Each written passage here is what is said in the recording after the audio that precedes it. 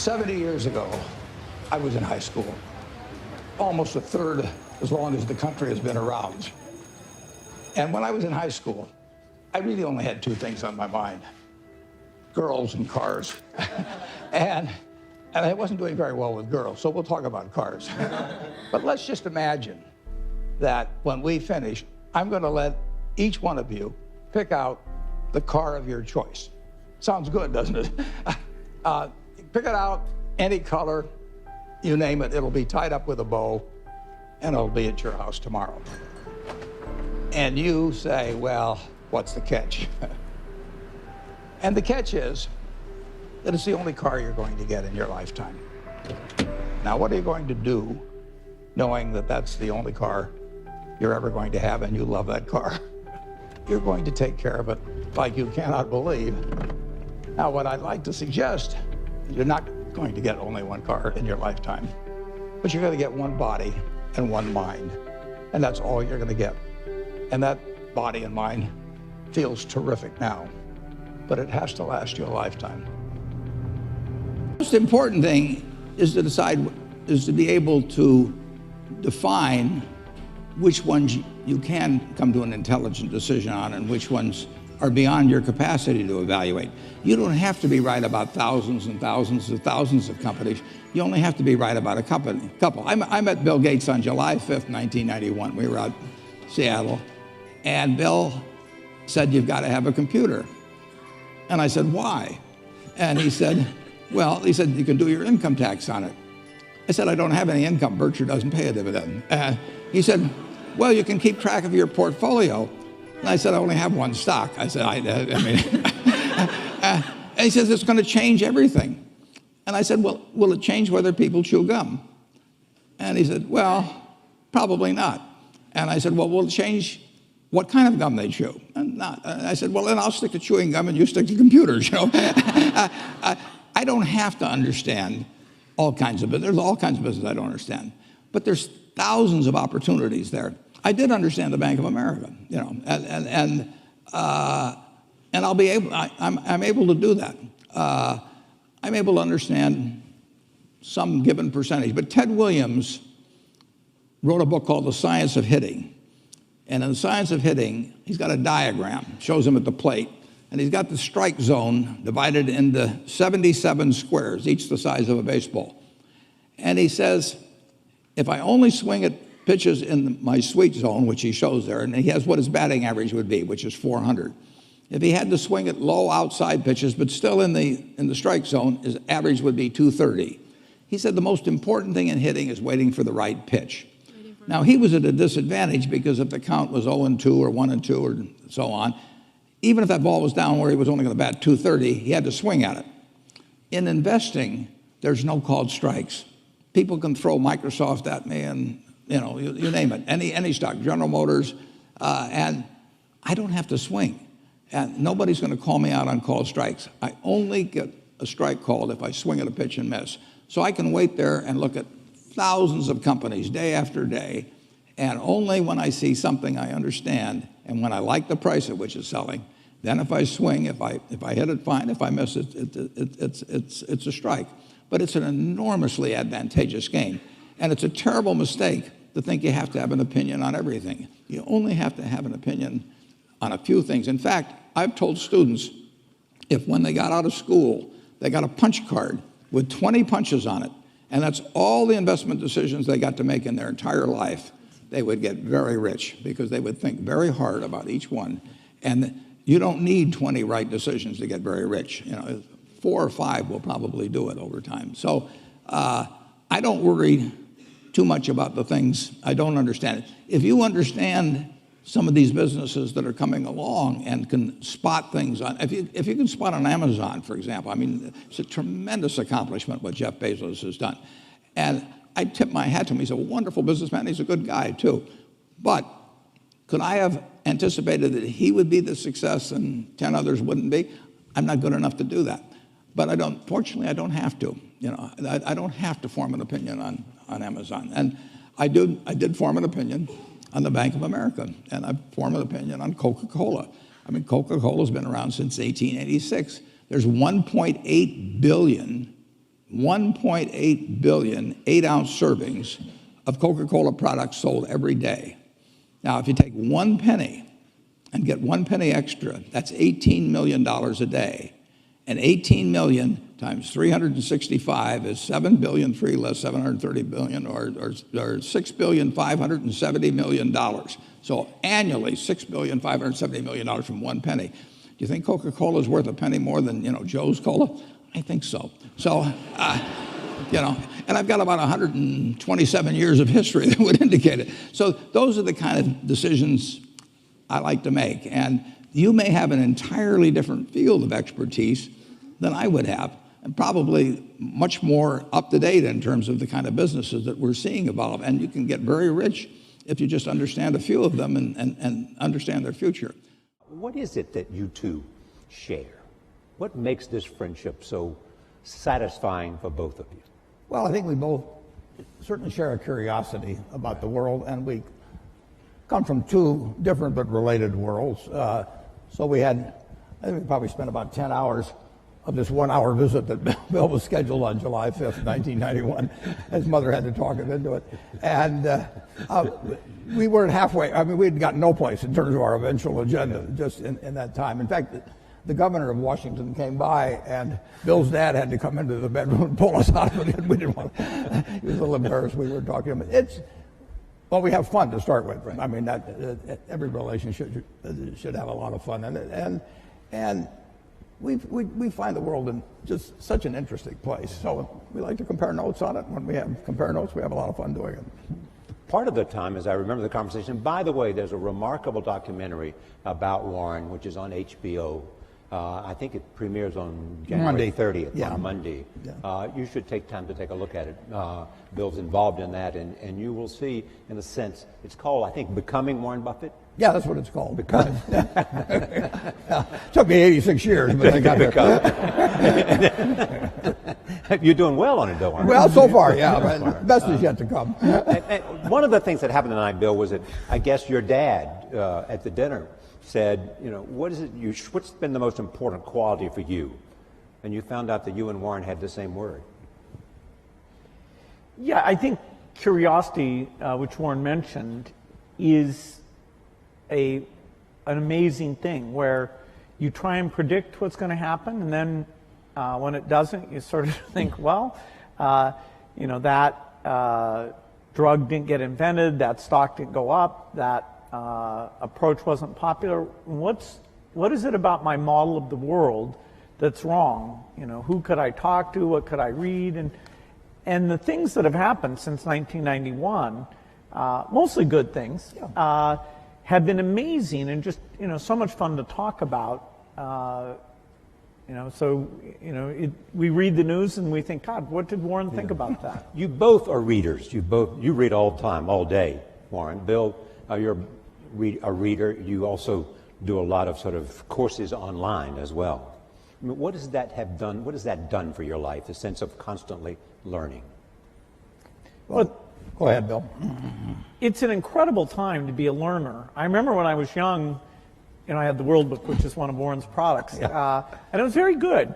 But I always felt like, God, I want to get into this in more depth. I want to understand it better. Today, the videos that are online and the courses that you can buy with the very best professors, it's phenomenal. Take a subject like weather or climate change, or what's going on in economics, what's known, what's not known. Now with the foundation, a lot of what I need to learn is about biology, making vaccines, and what's going on with these various diseases.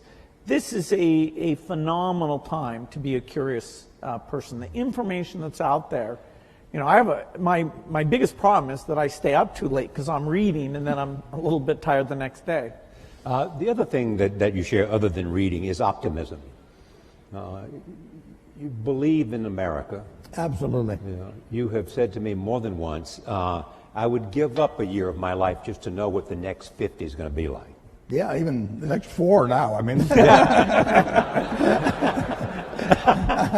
why'd you pick 4? I don't know, just number that came to me.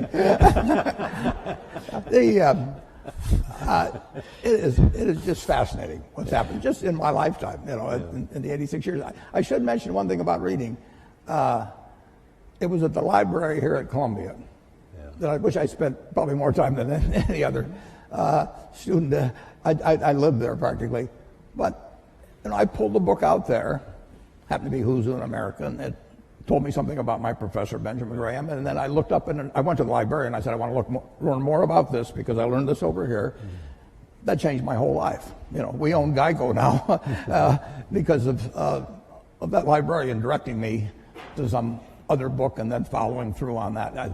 It's the chance. I read about 1/5 the pace that Bill does, but I still spend 5 or 6 hours a day reading. I mean, you can learn so much. I particularly love biography. Just to be able to live the lives of these people that have been so extraordinary, the lessons and the discouragements they face, just everything about it. So you can't get enough of reading. What surprises you most about Bill? That's an interesting question. I guess what really surprised me is initially we just found so many things to connect on. He did try to sell me a computer. That's probably the only sale he didn't make, although the computer changed my life for the better in a big way subsequently. But, he just had this same curiosity. Yeah. And the other word you have used is focus. Well, the focus is no question about it. I mean, both of us got to where we are in a big way because of focus. Bill, what surprises you about Warren? I was so amazed that he comes to investing with this broad model of the world. So one of the first questions he asked me was, hey, Microsoft's a small company, IBM's this huge company. Why can you do better? Why can't they beat you at the software game that you're playing? And I always, every day I was thinking about, okay, what advantage do we have? What do we do? But nobody ever asked me that question. And we talked about the economics of software, which is a very different and special thing. And he could relate it to things that he'd seen. And I didn't understand banking, why some get ahead and some don't. And so he was able to put that in very clear terms. And so I found somebody whose model was rich enough that it helped me understand things that I really wanted to know. And we could laugh about things that were a surprise to us. I'd say his humility and his sense of humor really stood out in this incredible way. I mean, he enjoys what he does and he shares that with other people. And even, when I ask questions that are pretty naive that he's probably been asked 50 times, he's very nice about, well, it took me a long time to figure this out, Bill, but here's how it works. I tried Bill out with some non-transitive dice. And I'd read about him in Scientific American or someplace, and there were only 2 people in the world in the history of these dice that actually figured it out while I was trying to take their money from them. And one was the leading symbolic logician in the world, and the other was a drunk who didn't really know any better and asked the wrong question.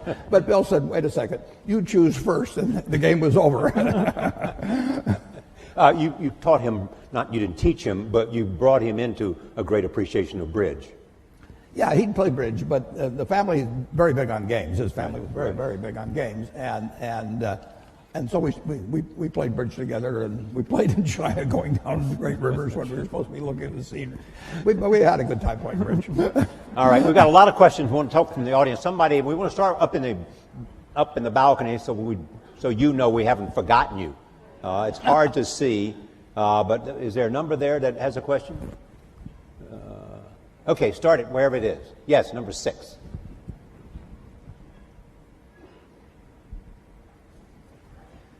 Thank both of you guys for being here today. My question is in regards to public health and vaccinations. Given our current president's publicly stated stance against the use of vaccinations, both in this country and abroad, how would you recommend that we, as students and future leaders in the health sciences, best allocate our resources to most effectively resist his alternative fact political philosophy in regards to domestic and global public health? Thank you. Well, Bill? That's a good place to start. Yeah.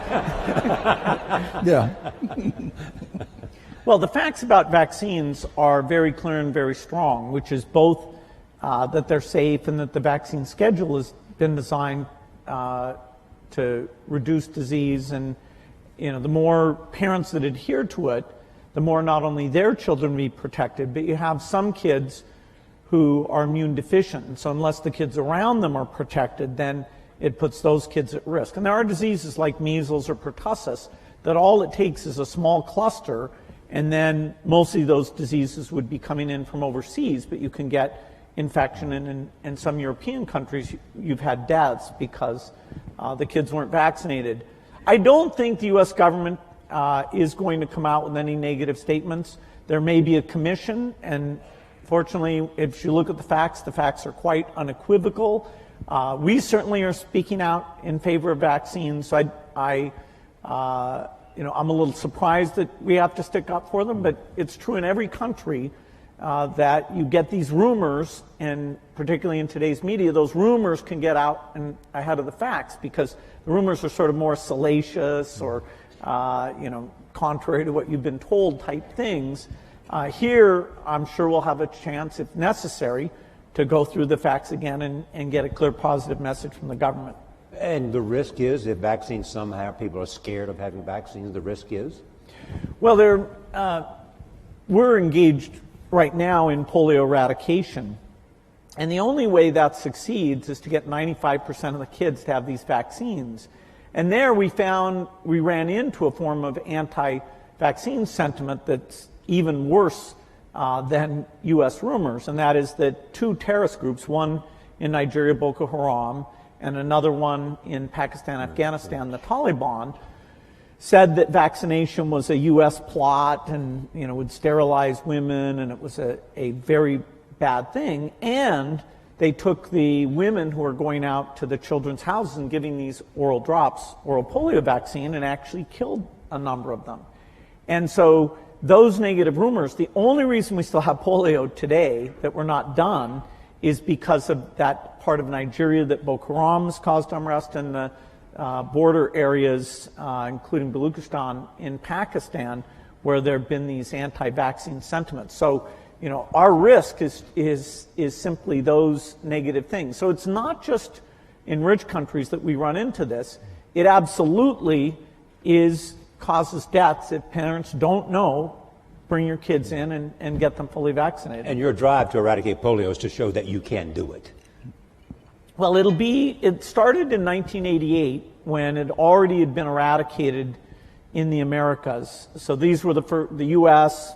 in the 60s, the rest of the Americas in the 70s, showed that it could be done. And so in 1988, well before our foundation was involved, Rotary and a number of other organizations said, let's get rid of this. And it's been harder than was expected just because of these sentiments. Here we are in 2017, last year, less than 50 cases. So we are very, very close. In fact, there's so few cases now, the way that we track where the virus is we go and look at sewage samples, and we see, because a lot of kids get infected and pass it along without getting paralyzed. And so it's only through these sewage samples we know that there's still about 4 places in Pakistan and Afghanistan and 1 place in Nigeria that we haven't gotten there yet. All right, let's see. The next question. I got to see a card. Number 1. Thank you both so much for being here. My question, again, is a little bit on the political spectrum. I was wondering what you're both most hopeful about in this new political environment we have, and also what you're both most worried about. You want to take hope or worried, Warren? Well, I'm confident that America will move ahead.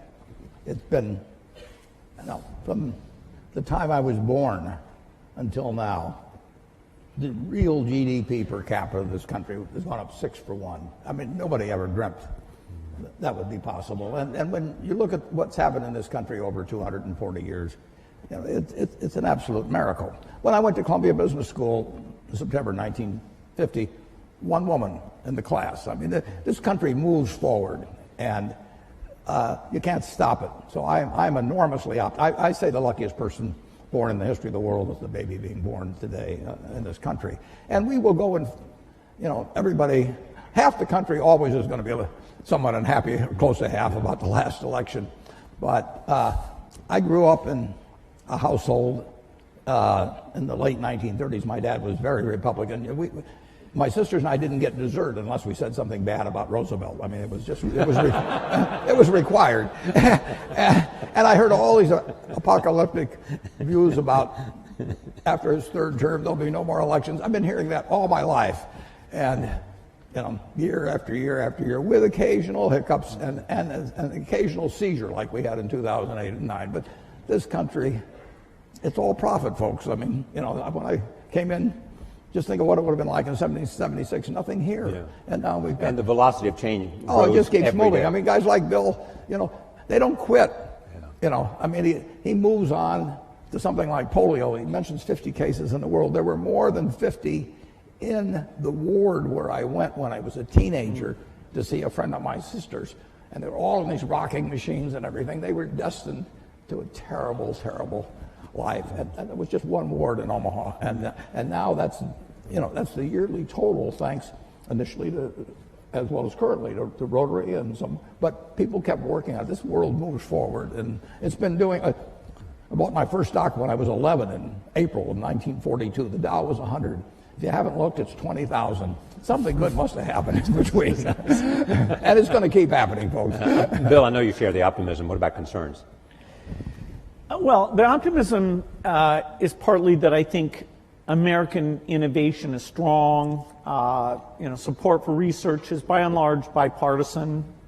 And so whether it's health breakthroughs or even energy breakthroughs, I think, every year that goes by, we're going to have more of those things. Now, this administration is new enough. We don't know how their budget priorities will come out. There are things like foreign aid, which is a small part of the budget, about $30 billion a year, but that means the U.S. is the biggest, that every time there's new leadership, we have to go in and articulate the benefits. It's well spent. It's not the image that people have in the past. And so right now, I think there's a lot of intensity to make sure we get that message out and get, both in terms of the executive branch and the Congress, to maintain amazing things like the President's Malaria Initiative or PEPFAR, which is an HIV thing. These things started under President Bush, and so our foundation's had a great working relationship with Democratic and Republican administrations.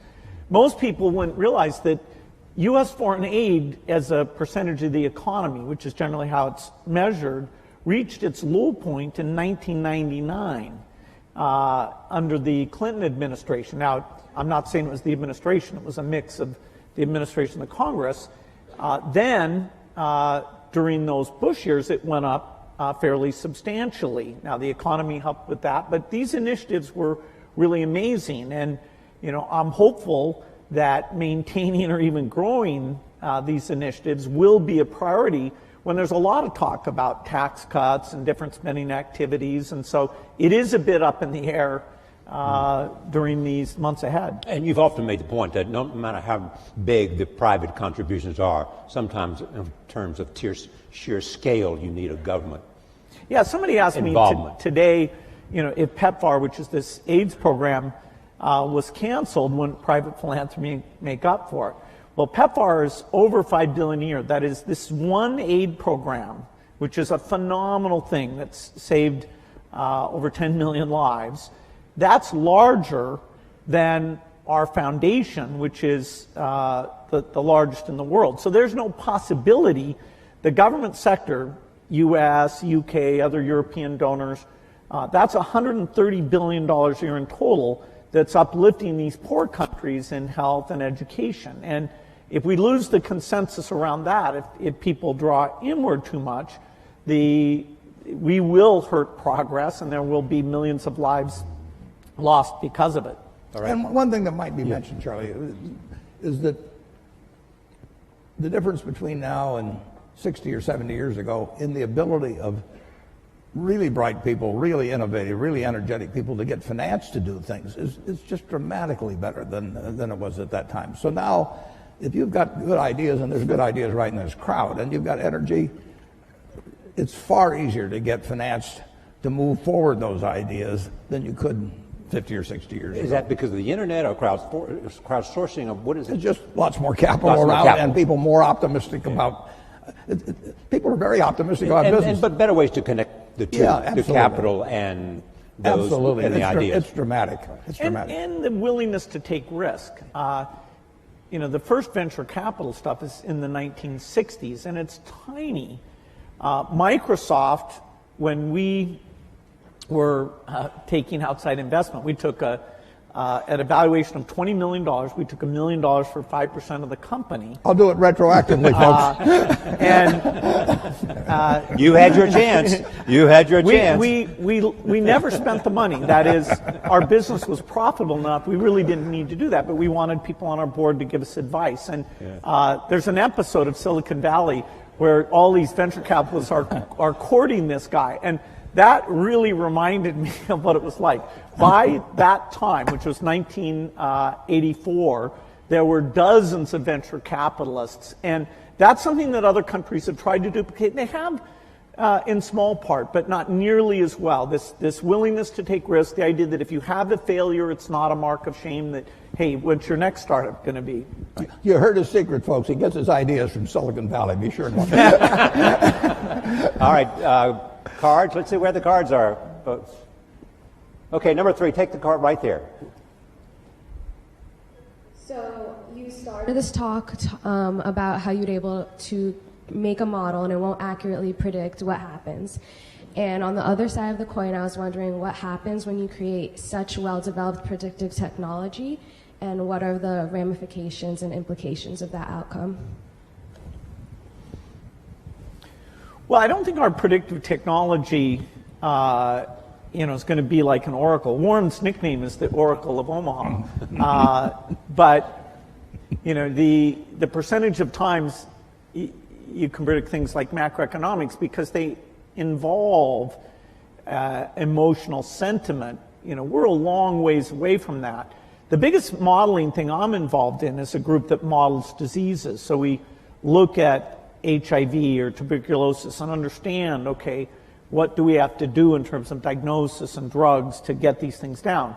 Once we finish polio, we'll go on, and our next big challenge, which will take decades, but I expect will be done in my lifetime, is malaria eradication.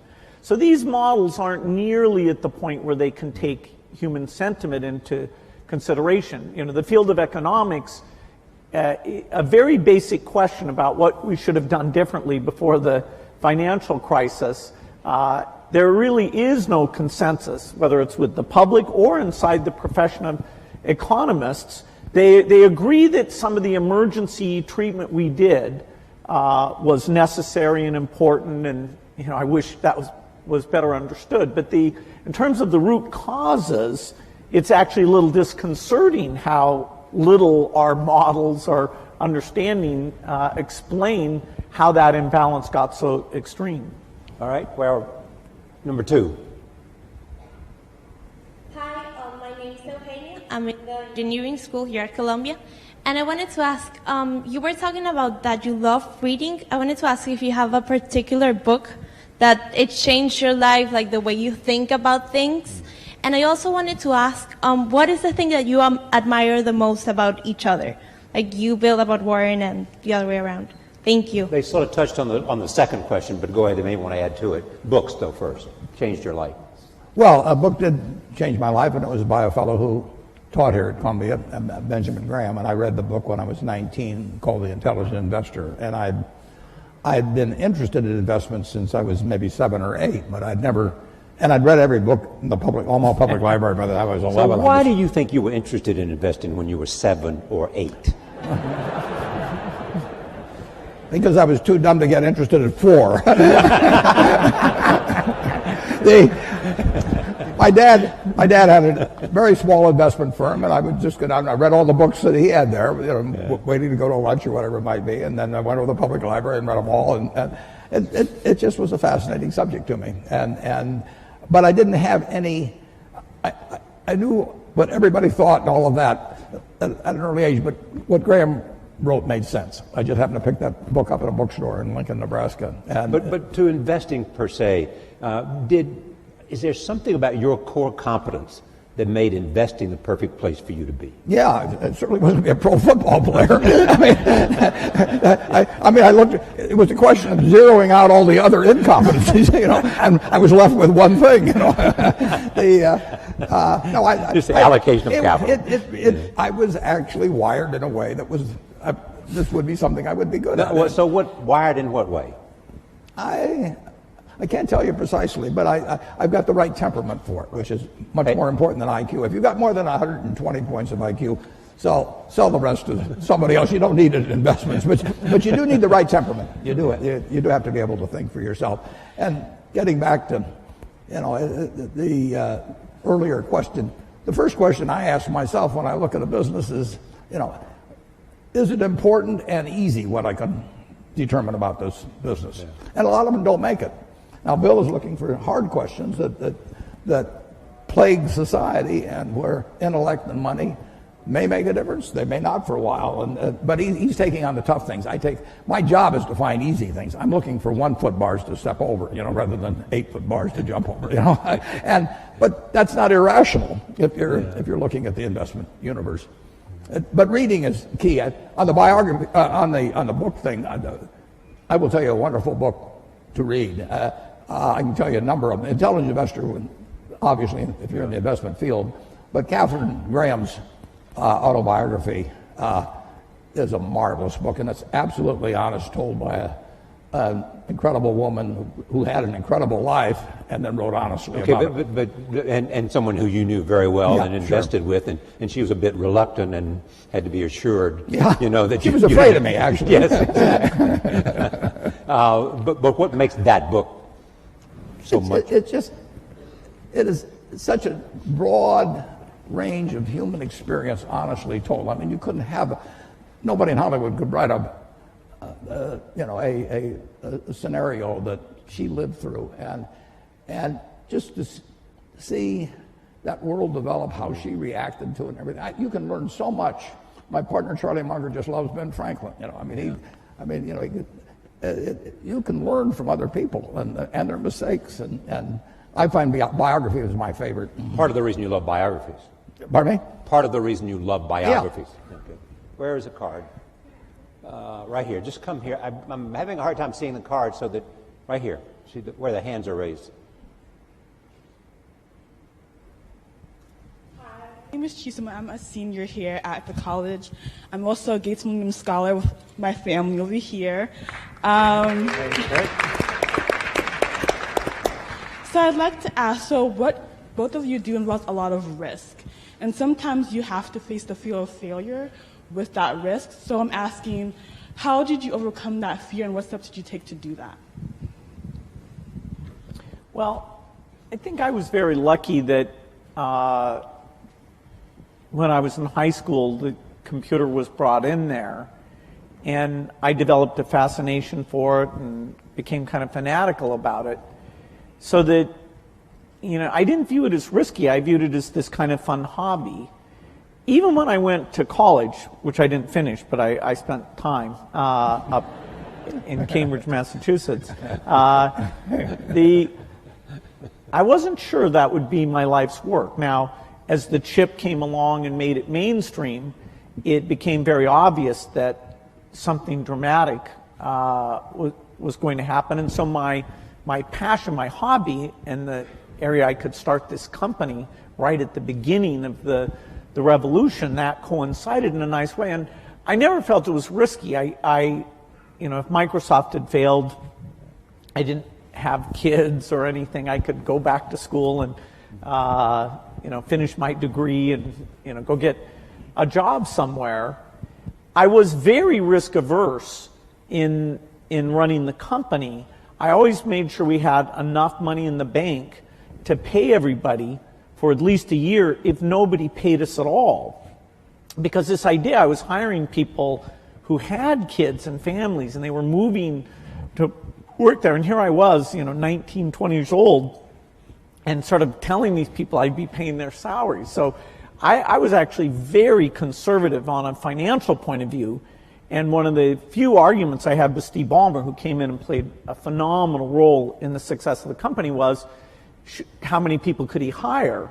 because I was trying to be so conservative. But I let him go full speed, and it turns out our financial success meant that we never had a conflict about that. But I think it's great to be risk-taking, particularly when you're young, trying out different things, fields that aren't very popular that you might enjoy. But I never got into a position where I was taking, actually in any meaningful sense, I was taking a big risk. I mean, the risk for you would not to have acted because you felt the train was leaving the station. Yeah, and it was so clear that, this was going to happen. And this was so much fun. I mean, I was a fanatic. I didn't believe in weekends. I didn't believe in vacation. My mom had to negotiate whether I'd come once a week for dinner. No matter who the guest was. Yeah, that's right. That's right. Yeah. But Warren, you have often said you still tap dance to work. Absolutely. Because you can paint with your own colors. Yeah. I'm as excited about tomorrow in terms of what's going to happen as I was when I started. I was having a lot of fun when I started, but I'm having just as much fun now. And when I was here at Columbia, I had this terrible fear. It was impossible for me to speak in public. I mean, I wasn't able to do it. I actually read an ad in the New York Times. I went down to Midtown, signed up for a course, gave the guy a check, and then stopped payment on the check. I mean, I just petrified. But finally, and actually, after you get through hearing me today, maybe you'll wish I'd stayed afraid of public speaking. But that's another question. Then, when I got out to Omaha, I finally decided I just had to do it. So I gave a guy $100 in cash, and once I parted with $100 in cash, I'd jump off the Grand Canyon to get my money's worth. So, but it changed my life. But I would say this: don't fear failure. Almost everything that's turned out, I got turned down by Harvard. The best thing ever happened. Among other some good things that happened that didn't seem good at the time. Don't worry about. And don't let it eat at you or look back. Just keep going, because you're going to have some things and forget them. Go forward. All right, I want to go to the back of the room, right back there, wherever number 3 is. Hi, my name is Matthew Mann. I'm a first year at Columbia Business School. Both of you had a moment where you went out on your own. And I guess my question would be, if you were to do it all over again, you're in our shoes, what industry would that be in? Where would you start your own business today? I'd do the same thing. Yeah. I mean, for one thing, I'd be a failure at anything else probably. I mean, I'm not gonna. No, I mean, I had fun when I was in my 20s, my 30s. Now I'm 86 and I'm having fun. And so I advise students as much as possible, look for the job that you would take if you didn't need a job. I mean, don't sleepwalk through life, and don't say it's all going to be great. I'll do this and I'll do that, and I'm just marking time till I get to be older. That, as I've told people, that's like saving up sex for your old age. I mean, it just is not it is not a good idea. Yeah.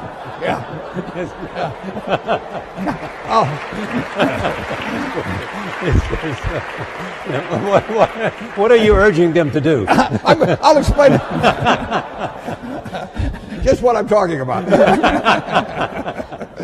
Now, you really want to be doing what you love doing, and you can't necessarily find it on your first job. Right. But don't give up before you find it. Bill, you've had the unique experience, A, because of your curiosity, B, because of your involvement in global health, to see the impact of a lot of other areas, whether it's biomedicine or whether it's a whole range of other things other than computer science. If you were going to drop out of Harvard today, which field would you be most likely attracted to? Well, I love the hard sciences, and there's some phenomenal things that people will get a chance to be part of. I'd still probably pick computer science, because the work in artificial intelligence today is at a really profound level. Our ability not just to play games, but that is a profound milestone, the AlphaGo work that the DeepMind people at Google were able to achieve. And that kind of technology is in all the leading companies and a lot of the universities. With AI, creation of agents, the ability to read and understand material, it is going to be phenomenal. So anything connected with that, I think, would be an exciting lifetime career. I also think in energy, we have the imperative to have energy that's reliable, cheap, and clean. And no system available today can provide that, whether it's for rich countries or for poor countries. And so the innovations there will be profound, and there's many paths that could provide that solution. Finally, I think biology, it's the most thrilling time.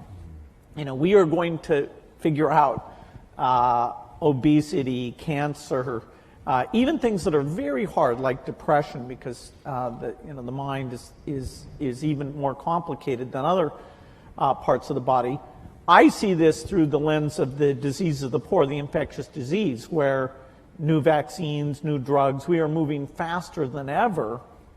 And some of these are platform technologies like DNA vaccines that are going to give us just that one thing will give us lots and lots of solutions. And so working in that space is phenomenal. Now, I say this, to my children, and they may not want to do hard sciences. The one who's picked wants to counsel patients and be a doctor, and even more than the science piece, that relationship with patients is what grabs her. So everybody has their own taste, but in terms of big impact, those 3 hard science problems would be at the top for me. All right, next, right here, right next to number 1. Hello, thank you guys for being here. Also, thank you to Mr. Gates. I am also a Gates Scholar, and without your foundation, I wouldn't be here. Many industrial-based communities have been severely affected with higher levels of unemployment due to the increasing utilization of automation, which ends up displacing workers. What do you believe is a possible solution to unemployment arising from automation? It's a good question. Because there's a lot of talk about globalization and all of that, and a lot of other people step forward and talk about how technology and the impact technology is having on jobs and the demand for new kinds of skills. Yeah, we were here in 1800 and conducting this, and somebody would point out that eventually tractors would come along and better fertilizer and everything, and that 80% of the people are now employed on the farm, and in a couple of hundred years it's going to be 2 or 3%. And what are we going to do with all these people? Well, the answer is we release them. Keynes wrote something about it in something called Essays on Persuasion. He wrote in 1930 about what a more prosperous society would become like. And he actually postulated that in 100 years, and we're now 87 years away from that there would be 4 to 8 times as much output per capita. And he's remarkable, but he didn't quite get how it might get distributed. But the idea of more output per capita, which is what the progress is made on productivity, that should be harmful to society is crazy. I mean, the distribution may be a problem, but if one person could push a button and turn out everything we turn out now, is that good for the world or bad for the world? You'd have to figure out how to distribute it, but you'd free up all kinds of possibilities for everything else. So everything should be devoted initially to getting greater productivity, but people who fall by the wayside through no fault of their own, as the goose lays more golden eggs, should still get a chance to participate in that prosperity, and that's where government comes in. Right. Bill, anything to add to that? Yeah, a problem of excess is a different problem than a problem of shortage. If all the tractors and computers stopped working, then we would have problems of shortage there. And we just wouldn't have enough people to make the output.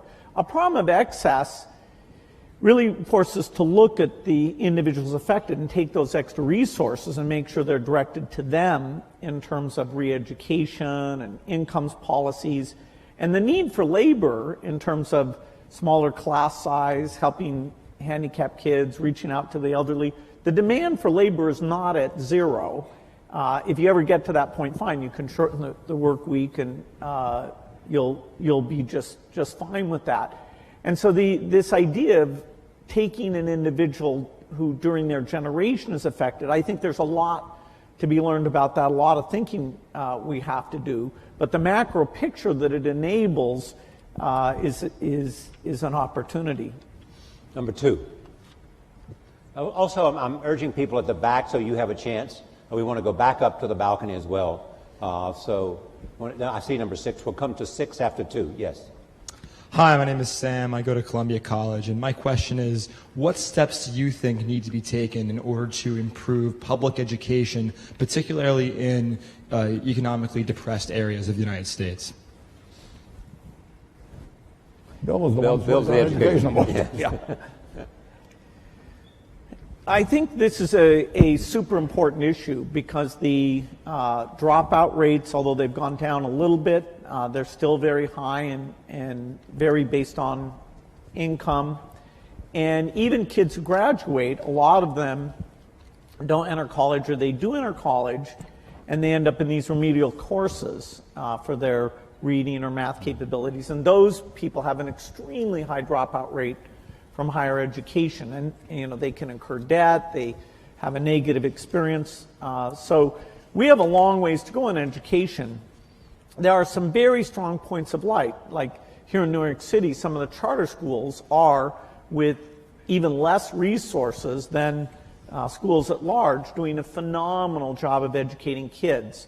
There are a lot of countries, particularly in Asia, who, spending way less of their GDP on education, are doing a great job educating their kids. And it's not just the top 20%. Their bottom 20% is pretty phenomenal in the case of China, South Korea, and Singapore. And so looking at what we've learned in charter schools in terms of building the culture, giving teachers feedback, what is good teaching look like? Do we give teachers a chance to learn from each other about that interactive element that makes the subject seem relevant and important? There are great teachers, but spreading those practices has been very, very tough. And so I'd say it's a top priority, and our foundation has that for our work in the United States. Education is the top priority, whereas outside the U.S., we take on health. It's a tough problem because the institution of education are fairly resistant to change, and people are not yet convinced by various approaches very easily, but we need to keep at it. We're going to, stay and even actually put even more money into trying to help create models. Okay, up to number 6. Hi. First, I want to thank Bill. I've witnessed the role of your foundation in eliminating polio in India, and I'm really thankful for that. My question is more on how to set the basic level of debate in any public sense. There are many trade-offs. How to explain climate change policy for people who are losing jobs in the coal sector? How do you balance the current short-term economic goals with a long-term peaceful transition to the renewable sources of energy? No, it's a good question. The certain topics are so complicated, like climate change, that to really get a broad understanding is a bit difficult, and particularly when people take any of that complexity and try and create uncertainty about it. And for example, India's kind of paradigmatic in that they want to electrify for all sorts of good reasons having to do with health and reading at night and quality of life. And the question of should they delay electrification for climate issues is going to be very difficult. The ideal is to innovate in such a way that they can go full speed ahead on electrification without emitting the CO2 that the natural path of them today, which is coal, is the way to go. And so we have a lot of cost reduction to do because rich countries may be able to buy premium electricity. When you get to middle income or lower, that's just not going to happen. And democracy has us allocate these resources in terms of investing in the future and things like research and investing in the present. And when you have a problem like the financial crisis, then you do get a little bit of more of short-term thinking. And I'm hopeful, I think it's better for the world and for the country if we can get back into a little bit more of a focus on the long term. We have some questions from Facebook. Warren, a central tenet of your investing is to invest for the long term. And this comes from Brian White, who says, how might Bill and Warren convince investors to think beyond short-term returns to encourage world-changing innovation? Well, I've spent my life trying to convince people on investing for the long term. Listen, if I knew how to double my money tomorrow, I'd probably invest for the short term too. But it's much easier to invest for the long term if you're just talking pure investment, because you know what's going to, in my view, be very high probability what's going to happen 10 and 20 years from now in a major way, and I don't have the faintest idea what's going to happen tomorrow or next week. But if you're talking about societal, it's very tough because politicians face elections either every 2 years or 6 years, and the way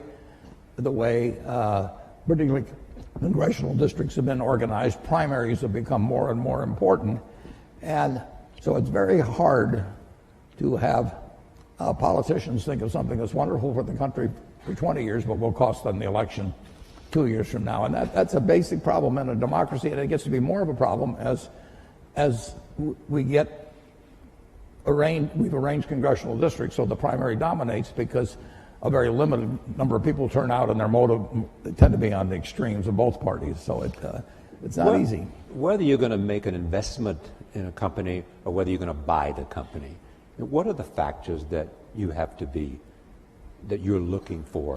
What test? I'm looking for durable competitive advantage. I'm looking for something that has a moat around it for a considerable period of time. And I'm looking for an honest and able management to run it, because I don't know how to run it myself. And I'm looking for a purchase price that's not excessive. But it's better to pay a little too much for something that's a very good business than it is to buy some bargain, but really a company without much of a future. And I don't know. I don't have a ability to predict with a high probability of success the future of most companies. So I'm looking for the exception. But the nice thing is, if there's thousands of companies out there, I really only have to be right on a couple. I mean, it's exactly the opposite of baseball, where you have called strikes, and the pitcher's trying to throw it to you at the worst part of the strike zone for you. And if he succeeds in getting into that corner 3 times and you don't swing, you're out. And investing, it's a no called strike thing. So I can sit there all day and somebody can throw me one company after another, and finally I get one in my sweet spot. Both of you have chosen both wives and partners well. Charlie Munger added what to you? Charlie Munger changed my views. He refined them in a huge way in terms of looking for the quality companies and looking for the ability to make an investment that would work out well for 5 or 10 or 20 years, as opposed to something there might be one, I call it cigar butt investing, where there was one puff left in the cigar, but the cigar was free, so you picked up these disgusting looking things and got one puff out of it and one onto another one. And that worked okay, but it was small scale, and it really doesn't build something satisfying. So he kept forcing me in the direction of saying, is this really a business we want to own for forever? And do we want to get associated? It's like a marriage. I mean, do you want to get associated with this person forever? And it's a great way to look at things. Bill, your wife, Melinda, has added what? Well, she's... Other than 4 children. 3 children. How much time do I have? Because she is your partner, and she was there in the philanthropy from day one.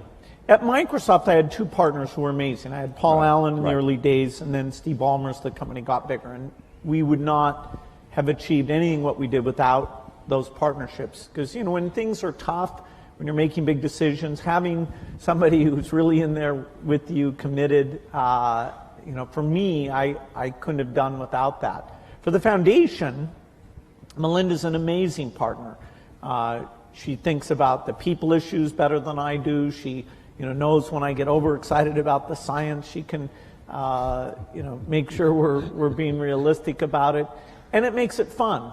Last week I went to Europe to World Economic Forum. She went to Nigeria, and then this weekend we just sat and talked about, okay, what did we see? What does that say about the work we should do? And so, I don't think I'd enjoy it without a partner, and particularly someone amazing like her. It's more fun with a partner. I mean, Charlie and I have had more fun working together than either one of us would have had individually, and we have never had an argument after working together for 58 years. You talk every day? Not anymore, because we know what the other guy's going to say. We just grunt. We talked it all out 50 years ago. So if you see Charlie and he says, "Why haven't you called me?" you'd say, "Well, I knew what you'd say anyway." Absolutely. No, there's no question about it. But we still have a lot of fun together. All right, right there. Well, let's see, number 2. Hi, my name is Molly Zanger. I'm a student at Barnard College. I guess what I'm basically wondering is what your main considerations are when you're choosing where to donate and what causes to donate to, and what the main challenges are that are associated with that. Yeah, well, I wholesaled it because I made a choice that I wanted to have. Well, originally, my first wife and I planned that I would pile it up and she would unpile it, but that was plan number 1. But she died in 2004, and then I had the problem of figuring out the best way to distribute what would turn out to be a lot of money, and I wanted some people who had similar values and similar objectives to what I had, but I also wanted people who would pour in intelligence and energy, and in the case of Bill and Melinda, a lot of their own funds, would work at it full time, but who really saw society as I saw it, which was that every life is of equal value. And that if you start with that, and then you figure what you might be good at changing, whether it's in medicine or education or early learning or whatever it may be, that was my answer, was the wholesale. Retail philanthropy would drive me crazy, but wholesale philanthropy I really like. Bill? Yeah, for our work at the foundation, the belief in innovation, which both Melinda and I saw at Microsoft, our question was, okay, how do we bring that kind of innovation to help the world's poorest? And we learned that coming up with new vaccines, that although you can pay a lot to have them created, the marginal cost comes down to less than $1. So getting a new vaccine for the main cause of diarrhea or pneumonia, that can be a phenomenal thing. So you're looking for these super nonlinear dramatic things, because as a per poor person or compared to government funding, philanthropy is actually quite small, and yet funding vaccine projects, the government isn't as good as that as a philanthropist who assembles a team and over time is learning how to do that very well. And we had models. Rockefeller Foundation was a phenomenal foundation. The Green Revolution is just one of many things that they did which raised agricultural productivity and avoided hundreds of millions starving. And so studying the other foundations that have taken these big breakthroughs and created a model out of those, that was very informative to what we've gone after. What's the most important lesson you've learned, though, about making investments from the foundation today that you learned along the way? Well, I think when we started out, I thought that just coming up with a new vaccine or drug alone would be enough, and that the world would then take that and get it out to all the children of the world. Partly through field visits I did, that Melinda did, looking at the statistics. That delivery system doesn't get out to a lot of the kids. And so having to figure out how people were hired or how that was funded and measured, this what's called primary health care, we were drawn into that out of necessity. It didn't fit the normal sort of in the lab, come up with this great concoction. And yet, in order to achieve our goals, we needed to think about those delivery pieces. In fact, sometimes the state of the product actually had to be simpler in some ways in order to get through that very limited delivery capacity. And now we're getting to 86% of the world's children with vaccines. It was about 70% when we got started. So that's a good increase. We still have 14% to go.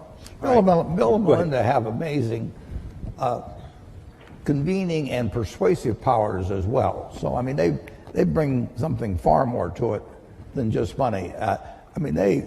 They work incredibly hard, as do my 3 children and their foundations, but they work incredibly hard at getting governments involved in vaccines or whatever it may take. And that just is, it's an extra dimension that I think very few people have in the field. Yeah, I mean, it's a hands-on well, travel to experience. When Melinda is in Africa and she's holding a little baby, I mean, she is actually thinking, you know, this kid needs to be vaccinated, has a decent chance in education and all that. I feel the same way about the kid, but what I really think is he going to pee on me? You know, can I hand him something? So there's just a difference in that human touch that makes a big difference. I'm halfway in between. I think he's closer to me, actually. Number 1, number 3, and number 4. First 1, then 3, then 4. Hi, I'm Malvika Goswami at the Columbia Business School. If the current government were to ask for your advice on immigration or healthcare reform, what would you recommend to them? Warren? Well, on immigration? Yes. Immigration, I mean, this country is built on it. I always say to people that are anti-immigration, let's put it in retroactively. And, everybody leaves. It's this country, if you think about it, Bill's heard this before from me, but we are sitting here in part because of 2 Jewish immigrants who in 1939 in August signed the most important letter perhaps in the history of the United States. And you can go to the internet and go to search Bing. And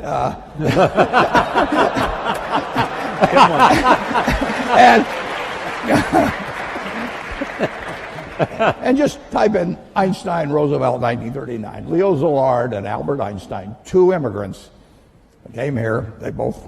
They came directly from Germany. Szilard came from Hungary before that. And they told President Roosevelt that the Germans were likely to develop an atom bomb, which was likely to work. It's less than a full page, and we better get to work on something fast. And that the Manhattan Project came out of that. And if it hadn't been for those 2 immigrants, who knows whether we'd be sitting in this room. Mm-hmm. Immigration? I'm going to let him handle it.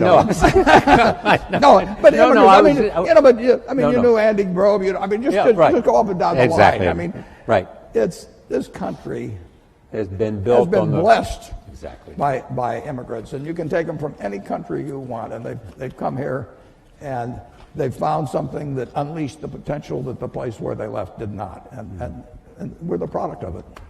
The question also was about healthcare. I mean, what can you tell us about healthcare that you think is important in terms of the consideration of what might happen? I mean, if you were building a healthcare plan for America, what would be the elements that you would want to include?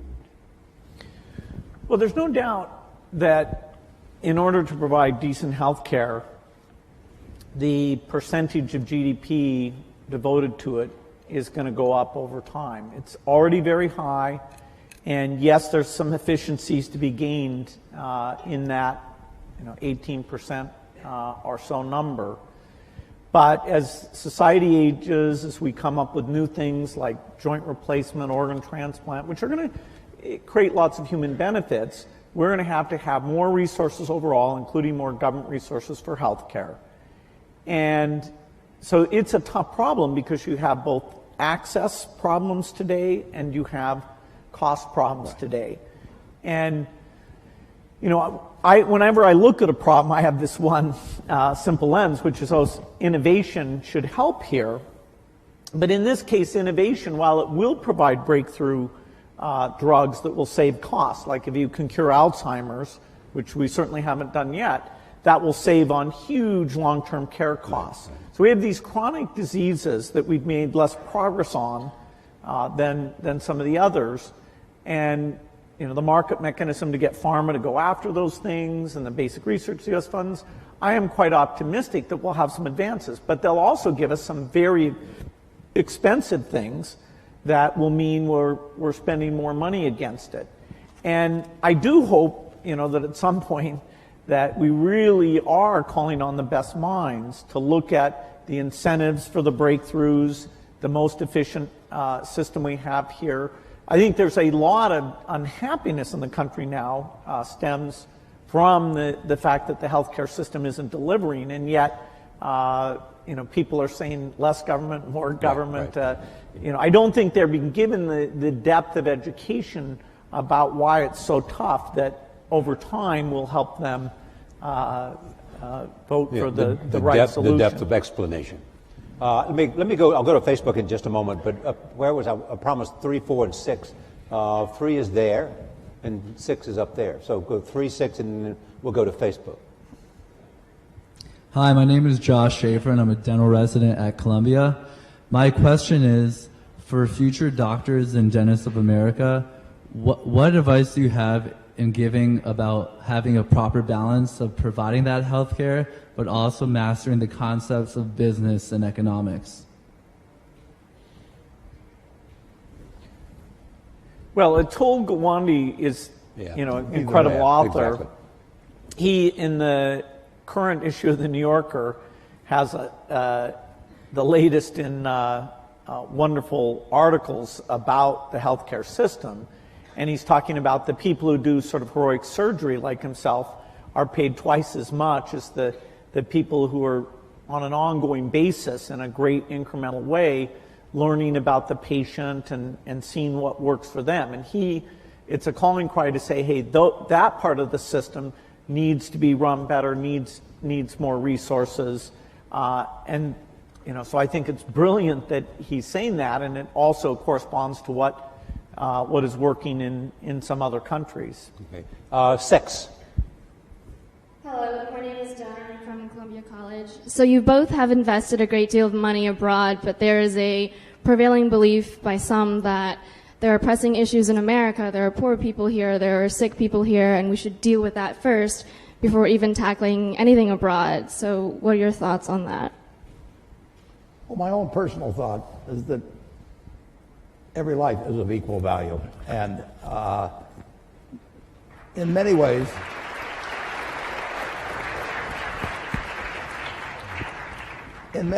if you have a limited number of dollars, you actually can do more for more people outside the United States. We do have greater resources here for our 320 million people than exists around the world for 7+ billion people. So if you can improve the lot of more people by intelligently spending $1 billion or any other number in other areas of the world actually than here. And coming from Omaha and having the money I have, people can say, well, why not spend it all in Omaha? You grew up here and Omaha's done all kinds of things for you, and I absolutely acknowledge that. But in the end, if I've got X dollars to spend, I can make life better for more people if I can have it intelligently allocated in other parts of the world actually than the United States. And that draws a fair amount of criticism, but I live with it because that's just what I believe. All lives have equal value is really the driving force Absolutely. behind the Gates Foundation. I'm an accident. I won the ovarian lottery when I was born in the United States in 1930. It was 40-1 against me. I was male. Now it's 80-1 against being a male in the United States in 1930. I was just plain lucky. My life would have been far different. Bill always said if I had been born a long time ago, I'd have been some animal's lunch because I can't run fast and I can't climb trees and everything. And I'd be saying, I allocate capital. It wouldn't work. And, I was lucky. But 79 out of the 80 weren't as lucky as I was at that time. And, Bill. Go ahead, Bill. Yeah, in terms of the helping people in other countries, the foreign aid budget of the U.S. is 0.8% of the budget. And there will be, in the years ahead, a discussion about, is that worth doing? It saves lives for typically about $1,000 of life saved. And in terms of stability and countries eventually being self-sufficient and being part of the world economy, there are some huge benefits to that. So if we were talking about should we spend 20 or 30% overseas, okay, that would be a very interesting discussion.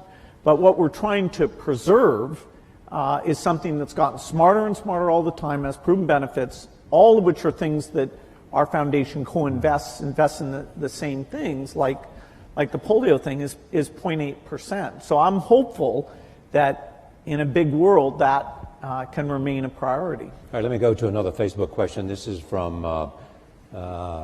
Nadia Akwal, says, how might Bill and Warren encourage innovation, particularly among teens and young adults? How do you encourage innovation? Well, I think you have a market system that provides rewards for it. Yeah, that's one way. Yeah. and we have it. I mean, we have an incubator for innovation in the United States. And, Bill can drop out of school. Andy Grove can come from Hungary. And, it just welcomes it. And thank God. That's why we have the kind of prosperity that we have. The question of how it gets divided is a secondary question, and that does not get solved as well by the market system. But our system is just designed for it, and look at what has happened. All right, number one. So also, I want to make sure we get the people in the back, so we only have 5 minutes left. So there's a couple of hands up in the back, so please recognize it. Hi, my name is Sahir. I'm a senior in the engineering school.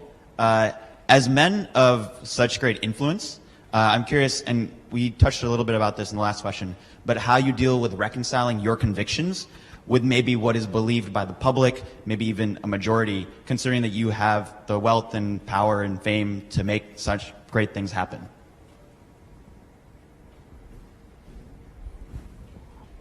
Either. Well, I don't see, the convictions I have, I love sharing them and talking to people and understanding, where people disagree. I can be overly science-centric about things. There's all sorts of causes that are super important that our foundation, because we have limited resources, we don't get to go and do. There's lots of diseases. There's aspects of education. Part of the strength of philanthropy is its diversity, and so just by sharing the fact that it's fun, it really can have measurable impact. I hope that sets an example for all of philanthropy. I don't happen to believe that my voice should be that much louder than other people. So some of these big political donations, at least I and I think Warren as well, we've chosen not to have that be a huge way that we're spending our money. That's a personal choice. The money's being saved not for the megaphone, but for the work of the foundation. Yeah, we get a podium of a certain sort, but people do not. With a partner like Charlie Munger, you don't have to worry about my views being accepted automatically. They point out the shortcomings. And the influence of money in politics, I really think, is bad news for this country. I think Citizens United was a terrible decision. And the idea that somebody can pour millions and millions of dollars into a campaign, and in certain cases it not even be identified, I think really kind of goes counter to the kind of America I believe in. The two of you created, along with Melinda and others, created the Giving Pledge. How's that going? Going terrific, Bill can tell you. It really is going terrific. Yeah, philanthropy is kind of a lonely Bill, tell them thing. what it is exactly. Yeah, okay, this is, we love philanthropy of all types, and part of the strength of American philanthropy is actually people with very little who are incredibly generous. Here, though, we said for the people who are super lucky, have over $1 billion, we want a group who are working together, who are committed to give the majority of their wealth away, to learn from each other. What's worked, what hasn't worked, how do you involve your kids, how do you hire staff, and they'll find areas they're working on together and cooperate, but we're not pooling any money. And we thought we'd get 20, 25 people together, and in fact now we're at 156. So it is a wonderful yearly event. I've made some great people. I do think that the quantity and quality has gone up because we're getting together. We'll never be able to measure that in a direct way, and we're making special efforts in China and India because now we have a lot of wealth there that wasn't there before. And in their own way, I think by having a strong philanthropic sector, that will help those countries and therefore help the world. What's interesting now, Bill and I are having dinner actually with the group tonight, for example, but if you go back 100 or 150 years, people got wealthy by making some money from the first oil refinery or still a mill and building another one, and Henry Ford would build a plant to build cars, and then it would be from retained earnings, which eventually turned into cash. Now you can get rich very young just by having an idea, right. And you can get that idea monetized and capitalized in a way that you cannot believe. So we are particularly interested in getting younger people interested in philanthropy because there are huge fortunes by people that are now in their 20s and 30s. And just think of what the potential for that group. And so this thing has worked out way, way better, including getting younger people to join us. Number 6. Hello, my name is Christina Nunez. I'm a fellow dental student to Josh. Thank you for speaking with us today.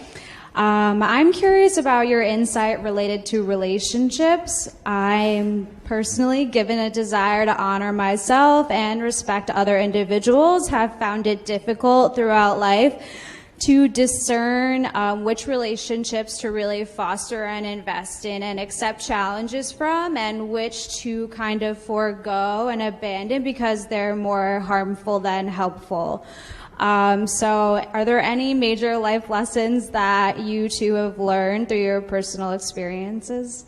Well, it's a very important question. And the more you will move in the direction of the people that you associate with. So it's important to associate with people that are better than yourself, and actually the most important decision many of you make, not all of you, will be the spouse you choose. Right. And you want to associate with people who are the kind of person you'd like to be. You'll move in that direction, and the most important person by far in that respect is your spouse. I can't overemphasize how important that is, and you're right. The friends you have, they will form you as you go through life, and make some good friends, keep them for the rest of your life, but have them be people that you admire as well as like. Bill, you'd add to that? Yeah, some friends do bring out the best in you, and so it's good to invest in those friendships. And you know, some friends challenge you about things you're doing. And that level of intimacy is great. I wouldn't say that I was so obsessed with work. I didn't invest, I'd say, in my 20s and 30s as much as I should have. It's really through Melinda and seeing, other people I realized, okay, that is, it's really worth the investment to have those people as you're always there to help them, and vice versa.